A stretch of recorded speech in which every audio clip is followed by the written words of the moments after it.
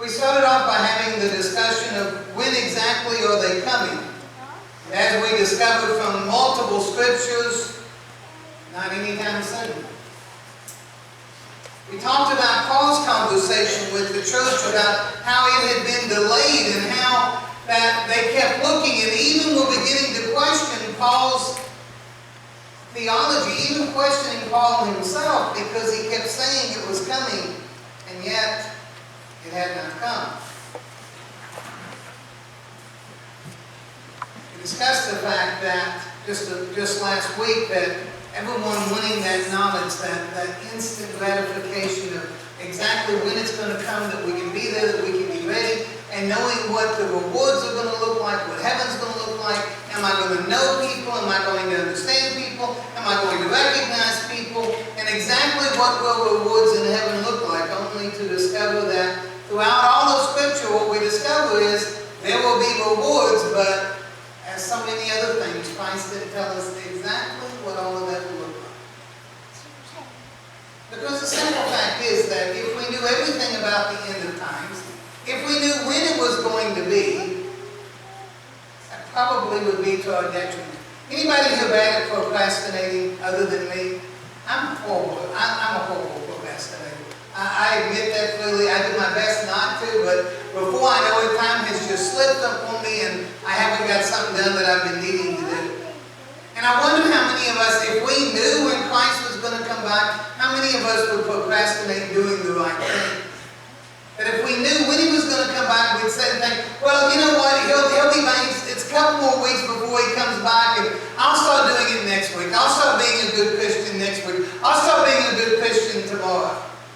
And waiting until the very last minute, trying to make sure we at least did enough to get into the kingdom of God. It's probably a good thing that we don't know exactly when he's coming back. I suspect it would change the way we live drastically. But when all is said and done, and we're talking about the end of times, the ultimate question that I always get is, how will I know when tribulation begins? How will I know the Antichrist from the real Messiah? How will I know when this is happening? Paul was being asked that same question by the people in the church of Thessalonica. He writes the second letter of Thessalonians, second letter, second chapter, first verse. As to the coming of our Lord Jesus Christ, and all being gathered together to him, we beg you, brothers and sisters, not to be quickly shaken in mind or alarmed, either by spirit or by word or by letter, as though from us, to the effect that the day of the Lord is already here. I want to stop there for just a moment, because this is one of those problems. This is one of those issues that Paul is dealing with, that he actually brought it on himself. You see, throughout the beginning of Paul's ministry, and the very first letter that Paul ever wrote is 1 Thessalonians, actually, and throughout all of 1 Thessalonians, Paul keeps giving the impression that Christ is coming back any day. That Christ will come back before even he himself had died. He went so far as to tell people, leave your jobs, leave your family, leave everything behind. Christ is coming back any moment, any second now, and you need to do everything you can to be ready when he gets here, because it won't be long. But then it got to be a little longer, and got to be delayed a little more, until finally, someone in the church of Thessalonica, he never tells us who, but someone at the church of Thessalonica had begun to teach that the coming of the Lord had already happened, and they had missed it. I said before that many years ago there was a book written about when Christ was supposed to come back sometime in September, and I still remember very clearly my mother calling me the morning after he was supposed to come back, and I answered the phone and I said, hello, and she said, I just wanted to make sure you were still here and I'm not the only one that missed it. How many of us would do that same thing?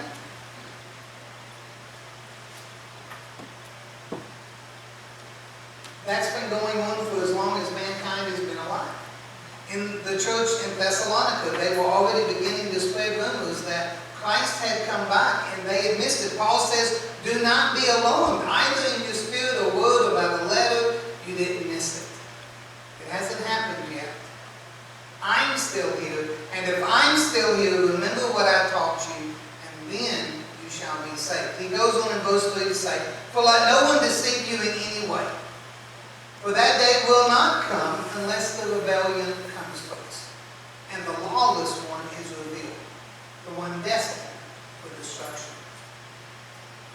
He opposes and exalts himself above every so-called God or object of worship, so that he takes his seat in the temple of God, declaring himself to be God. Do you not remember that I told you these things when I was still with you, and you know what is now restraining him, so that he may be revealed when his time comes? For the mystery of lawlessness is already at work, but only until the one who knows now restrains has been removed.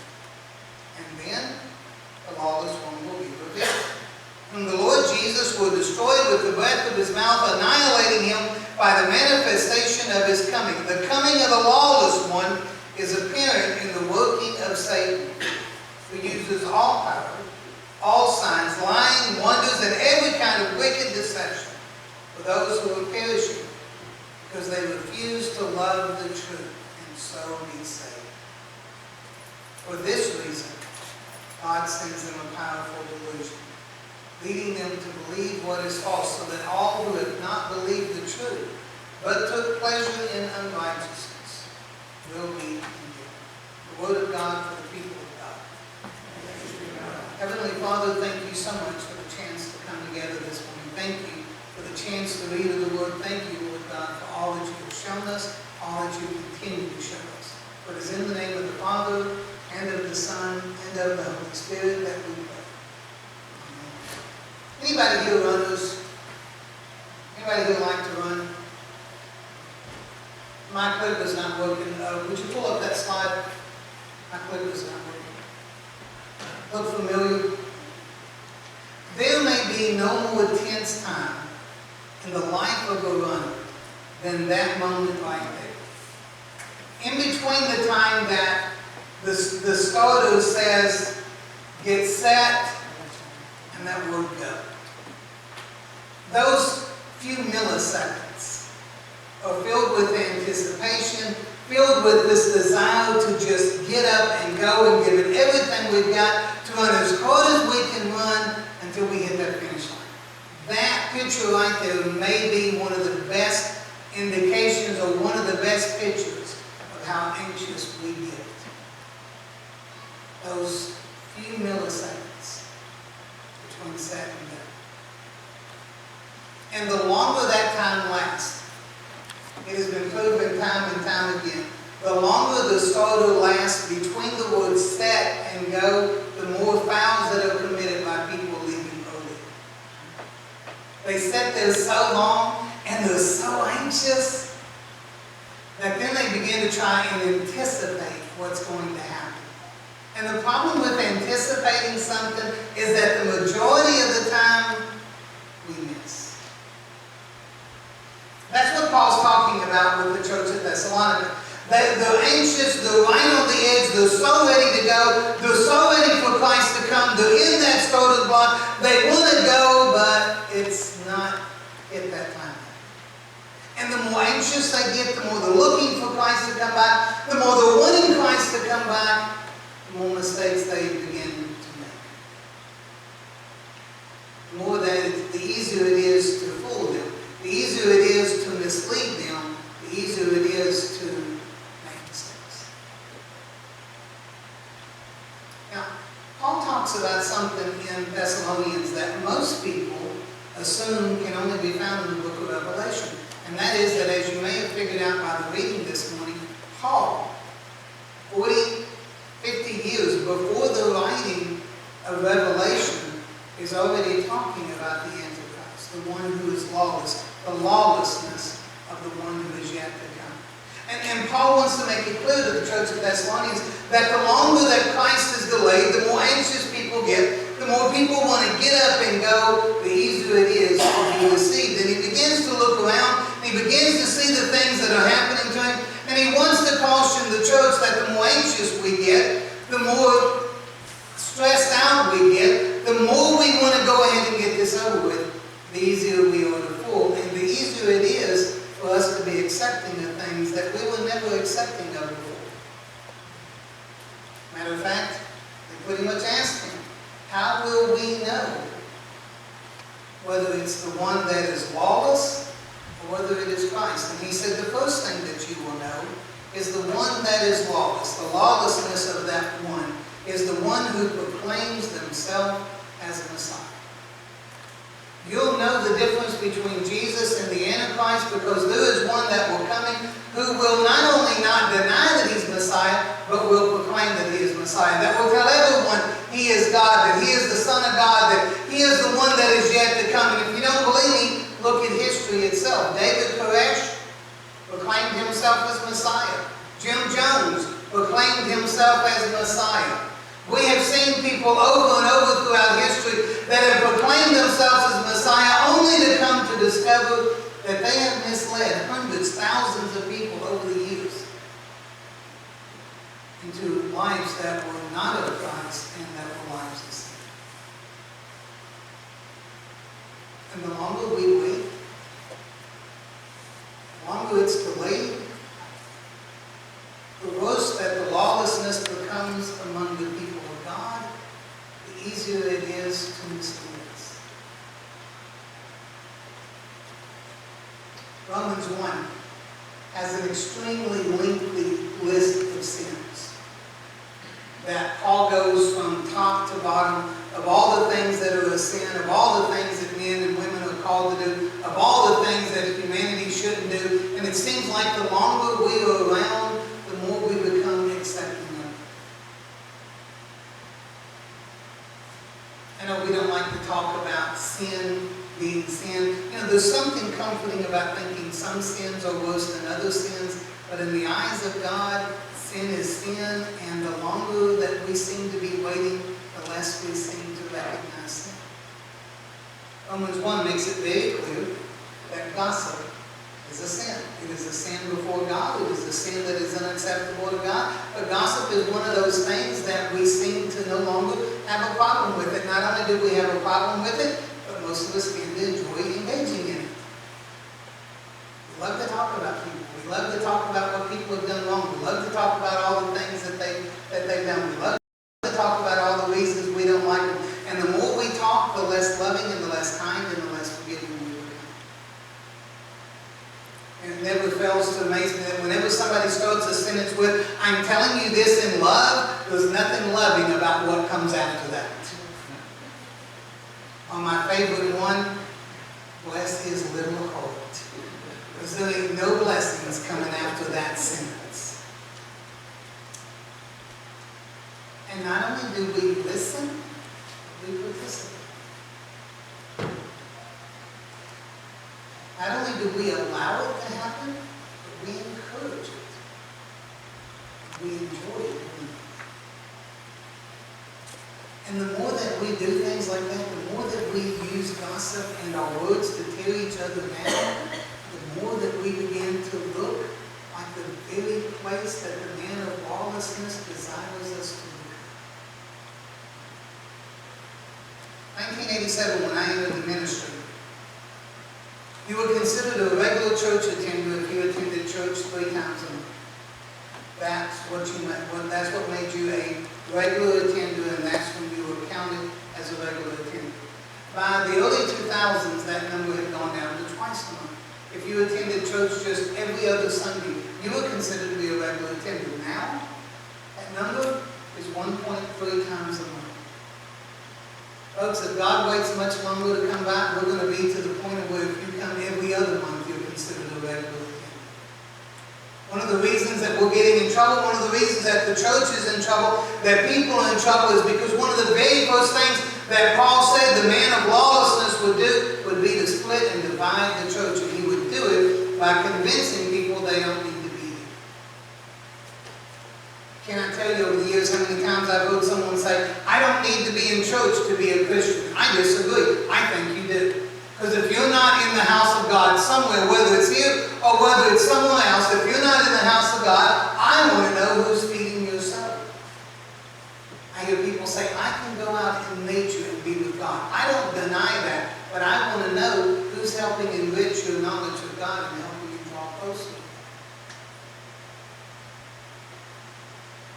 a lack of attendance in church, a lack of devotion to the church, a lack of devotion to God will be and is one of the signs that lawlessness is beginning to win in our country. What really bothers me, and I know as a parent I have to be careful of this too, but as parents, grandparents, aunts, uncles, legal guardians, whatever you may be, when we take such a careless attitude toward the house of God, when we take such a lackadaisical attitude toward being the house of God, why would our children think it's important if we don't think it's important? Why would they think this matters?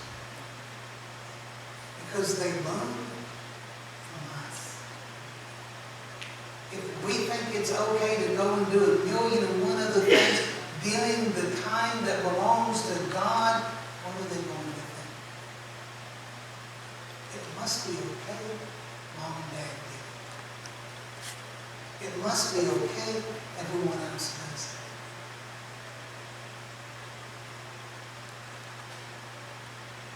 We look at the book of Revelation, and every time I teach it, I hear people saying, I just can't ever imagine it getting that bad. Folks, it is getting that bad. We live in a day and age where things that we used to never accept have now become common. Several, 6, 8 months ago, Susan sent me a list of common sins, a list of acceptable sins. I think that's what it was called, wasn't it? You had emailed it to me, and I keep it. It's on my desktop. It stays on my desktop because it's a list of sins that when you look at it, you think, well, nobody would ever accept that. But then when you begin to think about it, you think, well, actually, we kind of give in to all of that. We become more worried about what the world thinks about us, that instead of the church changing the world is now changing the church. The world is now setting the standard.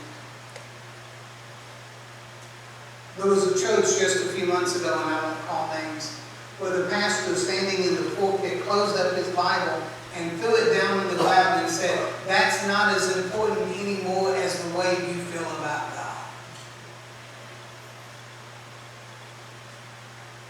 Yes, will always be the most important book ever written. I don't care what your experience is.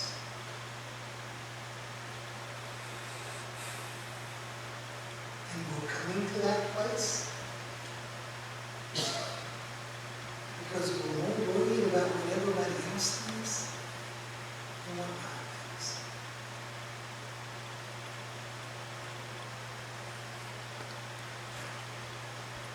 Paul says to the church at Thessalonica in the first letter as well as the second letter, that division will come among the church. That division will actually separate and begin to divide the church. And when we begin to look around at all of the churches, division seems to be the most common thing. And the thing that we usually forget, the thing that we usually have to be the most careful of, is 99% of the time when division comes to the church, it comes from within. God does not send strangers to divide churches and denominations, because we can ignore strangers. We pay attention to each other. The one that is lawless finds that little niche, that little sin, that little kitchen or giddy up. And he plays on that until he begins to divide us. Until we begin to forget that first and foremost, brothers and sisters, we are children of God, and if we cannot agree on anything else, surely we can agree on that. It says to the church of Thessalonica, he will try to convince you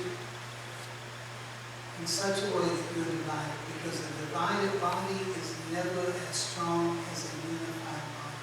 And we divide the body of Christ along the lines of denomination, along the lines of theology, along the lines of different questions. Our beloved United Methodist Church itself is probably about to divide because we cannot seem to come to an understanding of the traditional heritage, the traditional value the traditional teachings of the church.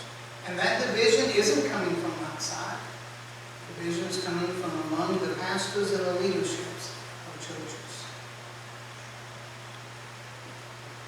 One that is lawless will always divide, because in division he gains greater power. So then, brothers and sisters, stand firm.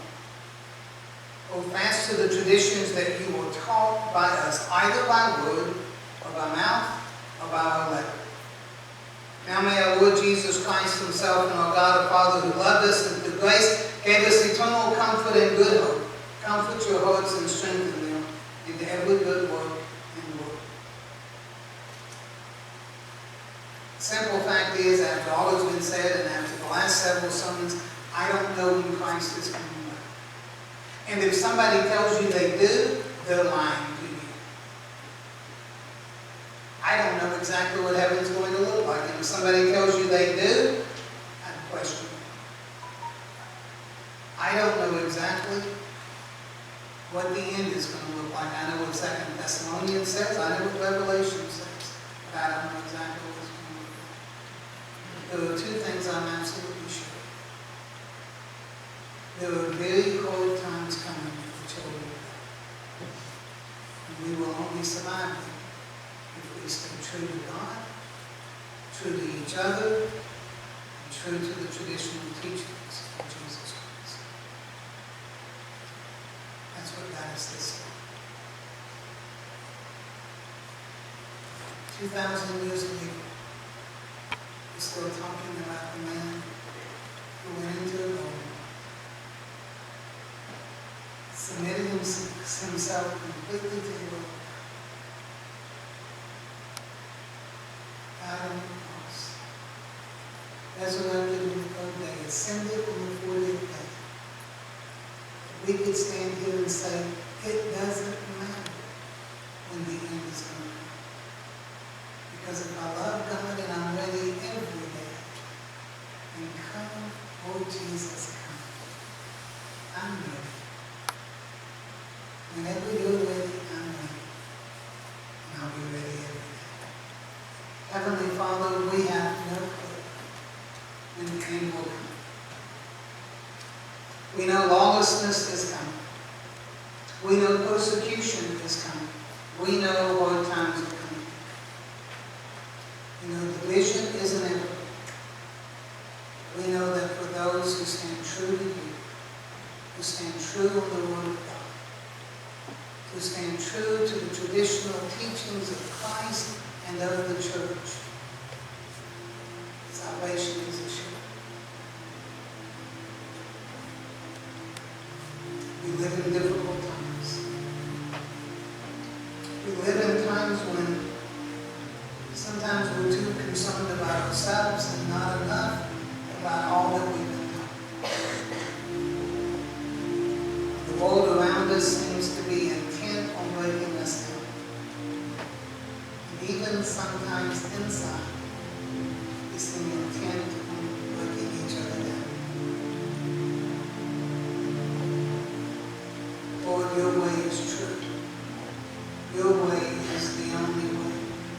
It is the way of salvation and to overcome whatever the end may look like. Your way is the only way. Look upon your children gathered here this morning. Look upon our hearts and souls. What exists within us, what dwells within us, that is pulling us away from you. What's causing us anxiety or stress? What's causing us to not be able to focus on you the way we need to? And help remove that from our lives. Remove that from ourselves. We know that the end is not going to be easy. Whatever, whenever, we know the trouble that will come. But more than that, we can celebrate, for we know that we are more than overcomers. We are conquerors of all things in the name of Jesus Christ. Let that be our calling. Let that